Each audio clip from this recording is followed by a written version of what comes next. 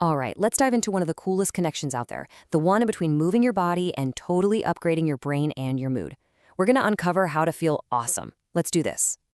You know that feeling, right? Where you're just staring at a page in a textbook and it feels like your brain is just loading, like that little spinning circle on a slow video? Or maybe you're just feeling super stressed or kind of meh.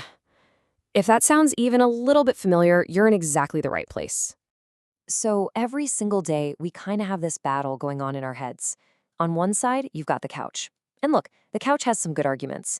It's comfy, it's easy, and your show's probably on. But then there's the other side, the reasons to actually get up and move. You know deep down you're going to feel better, think clearer, and sleep better. So the big question is, which side of this list wins out in the long run? Okay, let's just reframe this whole thing. Stop thinking of it as a chore you have to do. What if getting active was actually a superpower? Like the ultimate cheat code that helps you crush a test, shake off a bad mood, and just handle life better.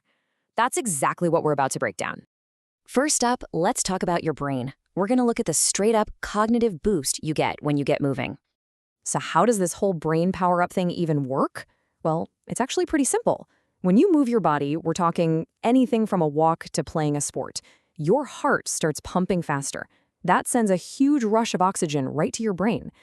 Think of it like this. It's like hitting the turbo button for your brain cells. They just wake up and get supercharged. And what do you get with a supercharged brain? Well, this is where it gets really good. We're talking about having a sharper focus in class when things get complicated. We're talking a stronger memory, which is a total game changer for tests, and way better attention, so you can actually finish your homework without getting sidetracked by your phone every 2 minutes. It all adds up to you just performing better at, well, everything. Okay, so moving makes you smarter. That's awesome. But what about making you happier? Let's jump to the next part, the ultimate mood boost and all the emotional perks that come with it. The secret weapon here is a little thing called endorphins. You probably heard of them. They're basically your body's own natural feel-good chemicals.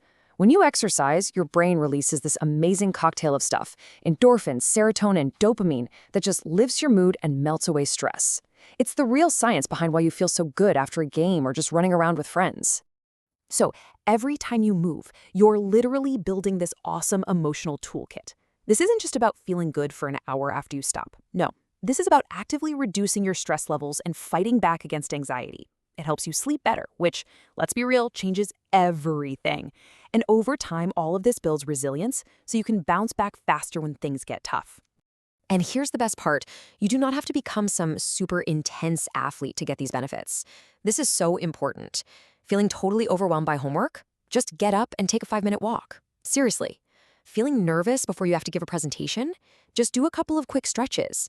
Even tiny movements can flip the switch on your body's stress response and help you feel way more calm and in control. Okay, beyond the brain and the mood, let's not forget about all the other amazing stuff that happens. Let's talk about the physical and, yep, the social gains. Because it is about way more than just muscles. Of course, getting your heart rate up strengthens your actual heart, which is kind of the most important muscle you've got. But the social side is huge too. Think about it. When you're on a team or in a group, you're learning how to work together, how to communicate, how to win and lose as a group. That stuff builds real friendships and gives you that awesome sense of belonging. All right, so we've covered all the reasons why this is so powerful. Now for the most important part. How do you actually do it? Let's get into making it your own, because this is all about your movement and your rules. And that's the big question, isn't it? All this sounds amazing in theory, but where do you even begin? How do you go from hearing this to actually making it a real part of your life? Honestly, it's a super simple 2-step plan. Step 1, and this is the biggest rule of all, find something you actually think is fun. If you hate running with a passion, please do not run. Try skateboarding, dancing in your room, shooting hoops, anything. Step 2, put it on your schedule. For real, treat it like a class or a plan with a friend. That consistency is what turns it into a habit that sticks. And as you're getting started, please remember this. You don't have to be perfect. You don't have to be the best on the team on your first day. Just doing a little bit more today than you did yesterday, that's a win. It's all about progress, not perfection. So I'll just leave you with this one last thought. Forget about next week or even tomorrow. What is one small thing you can do today? Can you take a 10-minute walk after school? Have a quick dance party to your favorite song? Maybe just put on your shoes and go outside for a few minutes. That one little decision is all it takes to start changing everything.